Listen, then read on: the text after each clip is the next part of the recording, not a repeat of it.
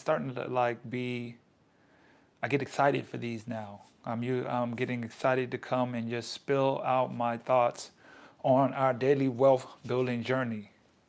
And I've been doing a lot of research and just, a lot of planning on how I can better serve you guys. And one of the ways I've been doing that is through, updating you guys on the journey. Because we are building wealth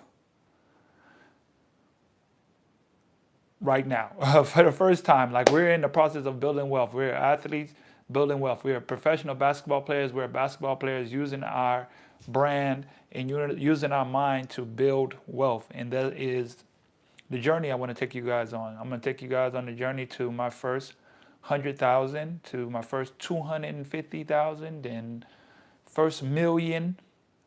We're going to grow together. Right now, like I said, I haven't really came to the point. Okay, I'm gonna be honest. The only reason I haven't said what can't calculate my exact net worth. I'm pretty sure I can for the most part, but I haven't is because, well, I guess a lot of my net worth is tied into my stocks. You take up everything that you own and you minus all the debt that you own, and that's your net worth. That's typically how it goes. And my net worth right now, I have land, I have property, I have my stock portfolio. I basically look at my stock portfolio as my overall wealth.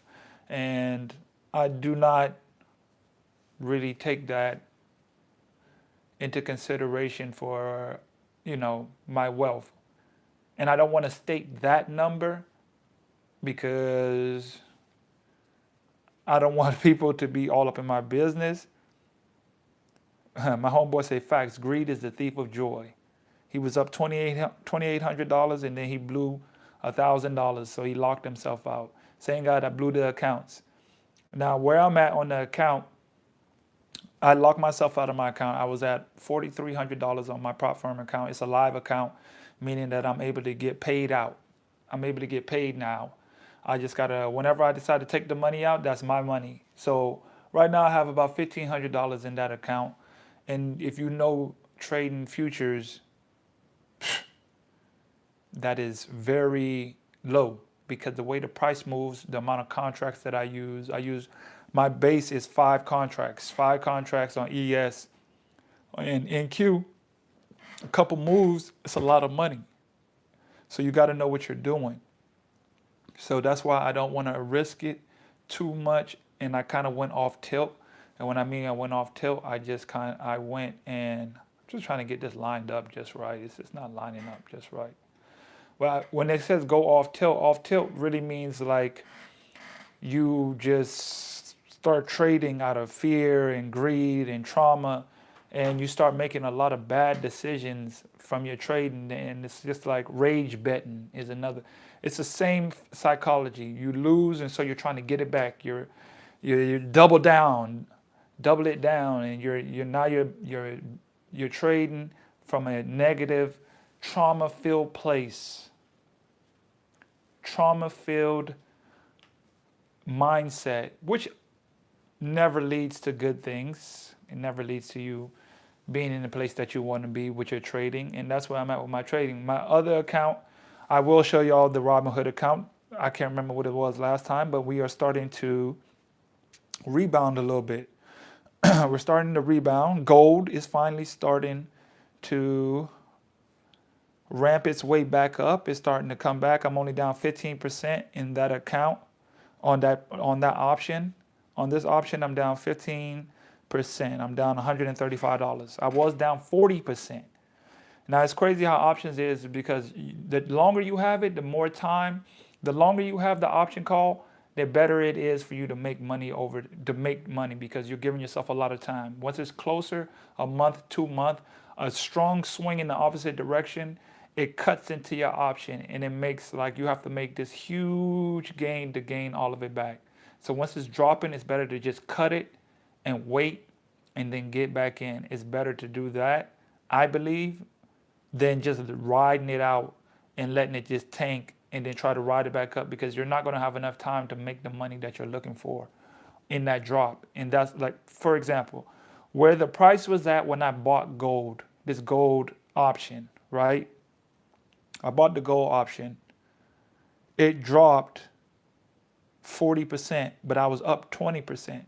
Now the price where it was at, it's at $387 right now. I think that's where I got in, was around 387. Matter of fact, I'm gonna do this in real time so y'all can follow along a little bit as I explain it to you a little bit. Okay, so I'm looking at the chart. What was that? That wasn't good. So I'm looking at the chart, right? My entry into the candle was 378. Price right now is at 387, so it's up $9. Correct? It's up $9. It's a good day today, actually. Now, when I bought it at the 378 and it went up, right now it's exactly at the price that where it went up before it dropped. So last time it rose to this price, I was up 20%. But it dropped all the way down from that, being up 20%, dropped 40%, and it dropped all the way to $368. So that's like a $20 drop. That cut into your option. Now price reached back up to that same price. I'm still down 15%. So now I'm down almost 20% when I was up at the same price. That's the thing with options. But if you have, and I have this one for a shorter time. This one was only for 2 months. So that's the things that happen. But I got my exit. I know where I'm finna exit out. You're still gonna make a profit from it. I still probably gonna make some money from it. I'm definitely gonna make some money from it by the time it's over for the price that I'm looking for it to go. I'm definitely gonna make some money from it. But that's that option. The second one, like perfect example, another one, Meta. I'm down 75%, and I don't know if this will ever recover. I have this for longer. I got this until February 20th. So I got it at October 20th, November, December, January, almost 4 months. Just in case something happened, it has time to recover. Now, this one recover, I'm gonna give it to like January and see how much it recover. Honestly with this, I'm just trying to recoup about half of my money back. If I could at least get it at half, I'll probably cut it and just go from there instead of waiting, because the closer it gets to the time that I got it to February 20th, that's your time for the contract to be done, to be expired. So if it expires or getting close to expires, it also starts taking money away. That's the things with options, that there's certain things you got to watch for. So it's like, that's why it's better to get longer term options. And that's what our next play is Robinhood. And this is a good example for what I'm talking about. I got in Robinhood, was up 40% on this play. It tanked, dropped all the way down. I was down 40% because this November has been brutal. October was supposed to be down. It was all up. November is normally up. It's been all downhill. So everything kind of take a hit. And when markets and stuff does that, take a hit, drop dramatically like that, that's your time to really go looking for places, for companies to buy.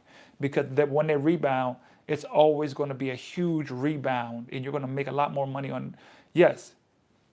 Is it going to drop at times? Yes. That's why you plan out and have a strategy on what you're buying, the time that what you're buying, and the prices at which you're buying. And of course, it takes time to understand these. But at the end of the day, how important is it to you? To me, it's very important. So I take the time to learn, and I'm listening. I'm on the charts right now. I wake up on the charts. I go to sleep on the charts. I'm listening to books constantly. I've like ramped it up. I'm like, I haven't read enough books this year, so I've been ramping it up and listening to different types of books and stuff like that. And I just read Reminiscences of a Stock Operator. That was a good book. It just kind of gives you inside the mind of a stock operator. Now, of like a person who kind of went up, he made his way up, trading, figured out a strategy, made his way up. People didn't really like him because he was trading against them and making money off of them. It kind of shows you the early ins and outs of how the game is when it comes to trading. Then he made millions of dollars and then lost it all and was back broke again. Kind of like the Sebastian Telfair situation, but I don't think he made 20 M's. But you know that's taxes and stuff like that. But he made millions, lost it all. Mindset was messed up, had to regroup and get back on the ball. And that kind of how it, that's just the way it is in life. Everything's up and down, and but you're constantly going up. That's like the stock market. The stock market is over time, I think it's 78% of the time is going to go up in the long time. There are going to be big drops in those times whenever you hear people saying the crash, that's when you need to be buying. Oh, it's crashing, it's dropping, the stock. That's when you need to be buying. I was talking to one of the young guys, a young guy on the other team that I met, and I'm telling him, hey, you need to invest. You need to start trading. I'm not trading, but you need to start investing. He was like, yeah, man, what if it crashed? And I was like, everybody, especially us black people, us black athletes, us black individuals who don't really got the information, always has been given this false information. Oh, what if it crashed? If it's crashing? Perfect. If it's you hear the word crash, if you hear those type of words, that means you're in the perfect position because you get a chance to buy. You need to have money sitting down on the sideline and ready to buy. He was like, well, I want to stack up first. I say, every day I say the money is going to find a place to go. It's going to find a place to go. You have to do certain things with it. It's currency. It's meant to be moved. It's going to flow somewhere. And the decision of where it goes is a decision for you. Where do you decide to put the money at? Are you going to put it in a place where it's going to continue to grow for you? Because if not, it's going to go to a place on its own. It's going to either go to bills, it's going to go to your car, it's going to go to your family, it's going to go to nonchalant stuff, it's going to go to Amazon, it's going to go somewhere. If you do not put something, if you are not actively thinking of where to put it, I'm going to put it somewhere where it's going to make more for me. I'm going to put it somewhere where it's going to grow for me. I'm going to put it somewhere that it's going to give me more than what I'm making at the time. Because the bigger I grow, the more seeds I plant, the bigger the fruit, the more fruit I get.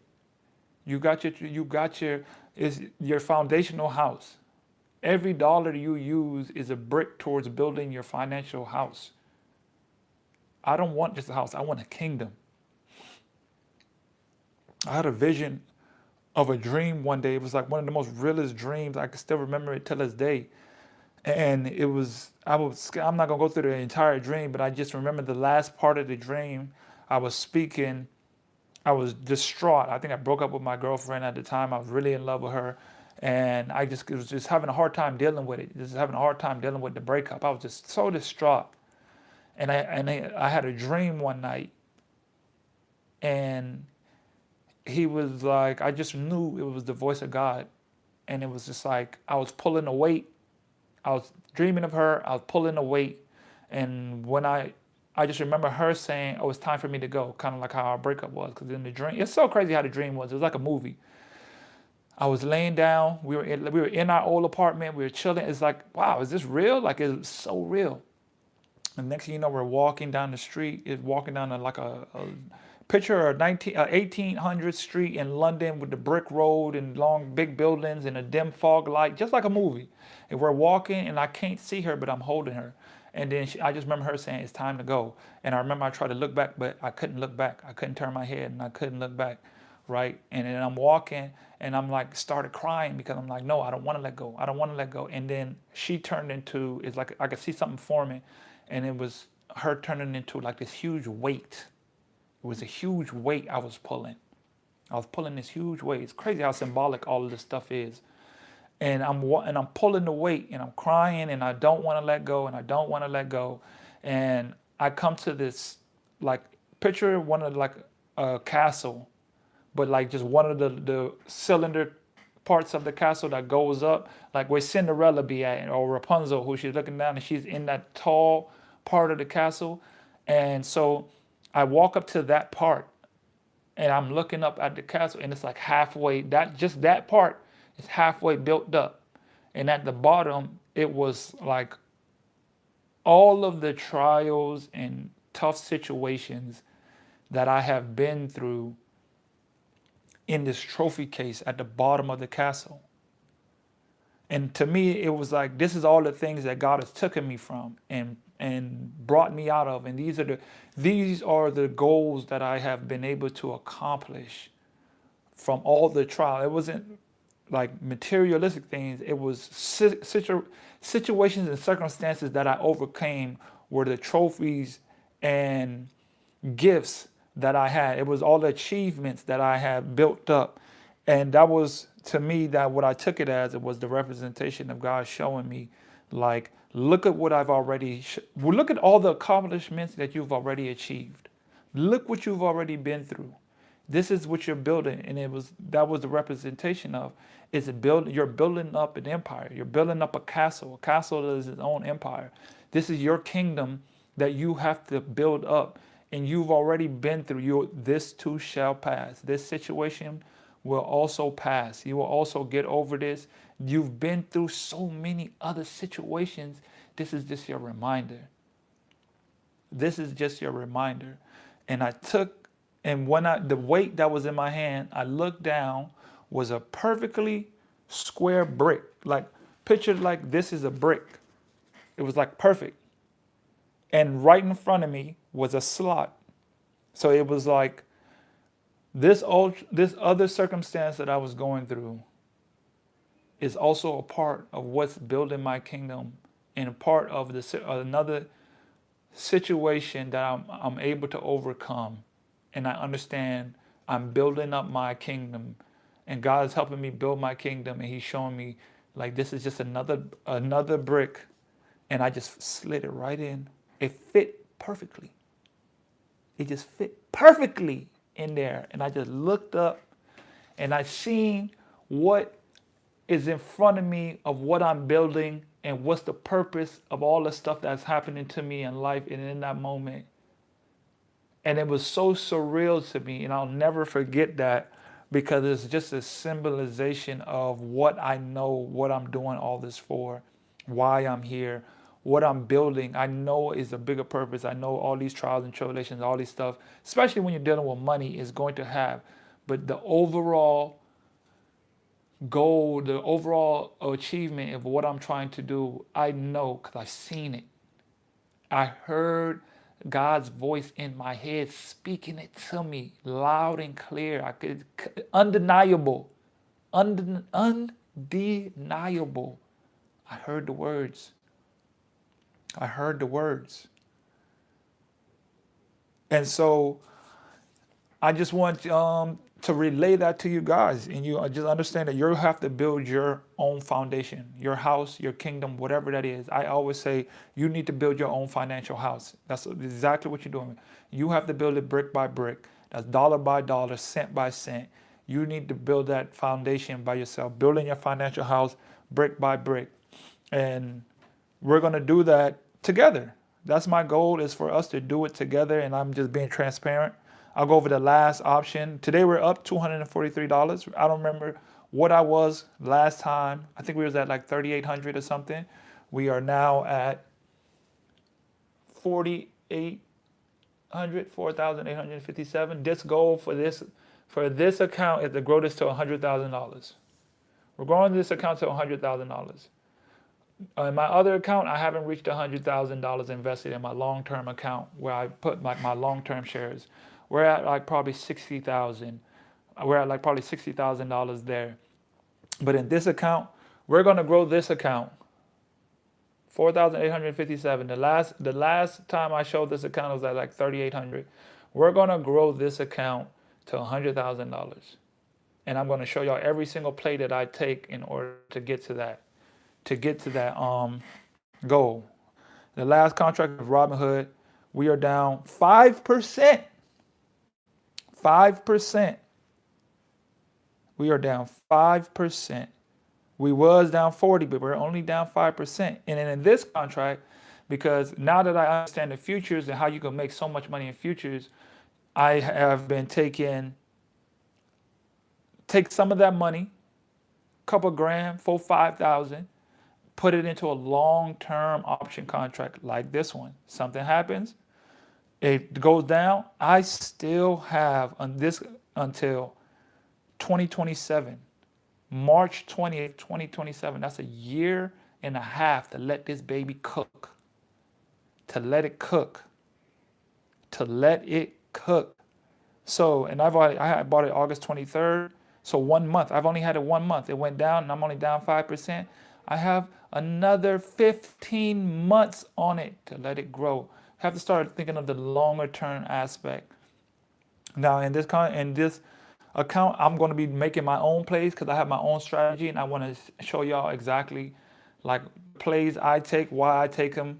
I'm going to start doing them a lot longer term strategies works better, especially because we're trading intraday, and the whole point is to grow this account with my own information, so I can show y'all that it is positive. What you can do, you get your own strategy. Now there are other people you can follow, and you can follow their plays. They'll give you the play. Hey, I'm finna make this play.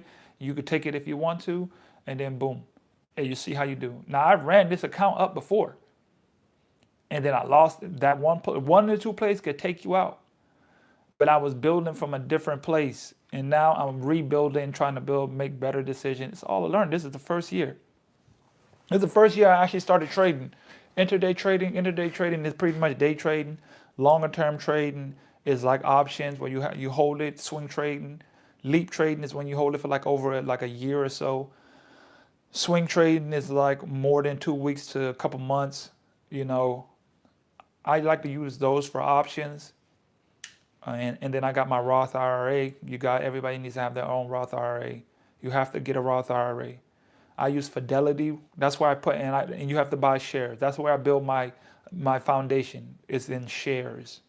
I also have land, but my all my money is in shares. My daughter, her money is in shares, and that's how we're growing.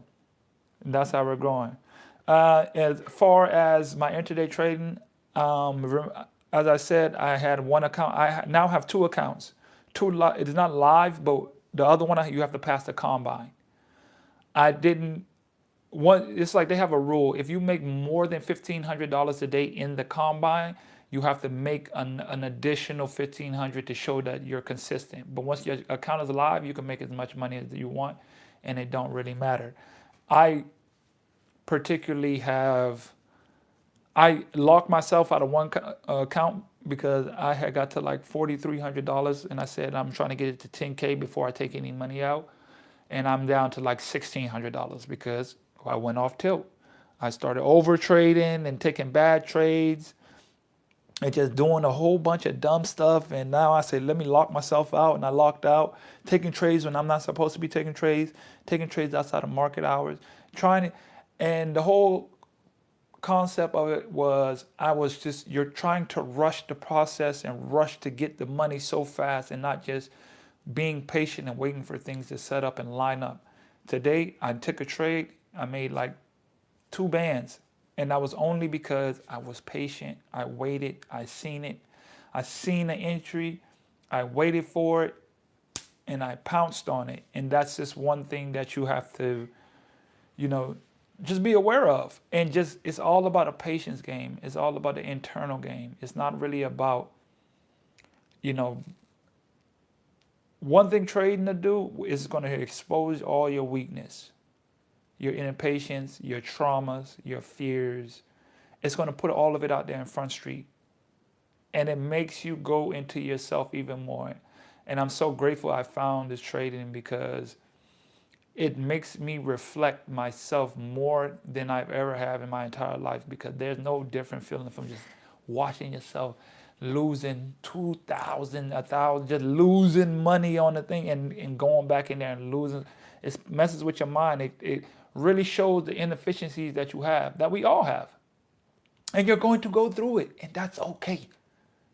That is okay. We just talk about it. You're going to go through it, but it's okay. You just keep going and building and know what's the overall objective and goal. And I made those mistakes. Time to bounce right back. I had another account. Now I made 3,000. I passed the account, but it's because of the rule. I made too much in a day. It's a weird rule that they want to see you be consistent. So you can't, in the training stage, you can't make more than $1,500. I already had made money for the day, so I made 2,000 for the day. So now I gotta wait. So, but the point is, now I have two live out. Once I pass this one, I have two live funded accounts. Now, what does that do? Once you have two accounts, for instance, right? Now, if I can connect the accounts. So if I have two accounts and I make $1,500 in one account and they're connected, that is, I just made $3,000 because I made $1,500 on both live accounts. On both live accounts. And that's the goal. But it's also not rushing it. It's being strategic in the way I'm doing it. It's being strategic in how I scale. Because once you see the possibility of the money you can have, you kind of overdo it. I put parameters on. You can only lose $1,000 a day or you're locked out. You can only take 2 trades a day, you're locked out. You have to be able to save yourself from yourself. You have to, or else you're going to get burnt quick. And that's the whole, we're not trying to do. We're not trying to burn ourselves out. We're not trying to get ourselves hit across the head. Just got to be real, you know? And in time, we will achieve it. We will achieve it. We will get it done. And this is just the wealth update. We're building one step at a time. I'm probably tomorrow talk about the digital marketing aspect and what I'm doing on the digital marketing side to build my products. I already have a lot of products but I'm transitioning to the whole part of like I've been trying to develop and sell because I have the book, I have a ebook of the mental preparation of the 6 traits you must need to be a professional basketball player.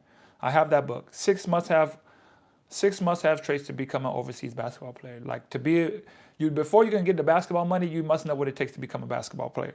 And in order to do that, you must know these things. And I put that in the book because it's going to help you stay playing basketball so you can use the basketball money like we're using now and then put them into these things that's going to raise you to 6 figures, 7 figures when you're done leaving the game. Nobody talks about when you're leaving the game, how much money. You don't see a lot of guys who, unless they made it to NBA, even the guys who was in NBA and do all that stuff, they leave the game broke. They don't leave the game with a lot of money and you have a certain lifestyle and your money it is gone. So the goal here is to make overseas basketball players into millionaires. And you're going to get to watch me become one. And I'm documenting every step of the way. Every step of the way. So you can become one too. That's all I got for this episode, man. I'll see you guys back here tomorrow. I'm out.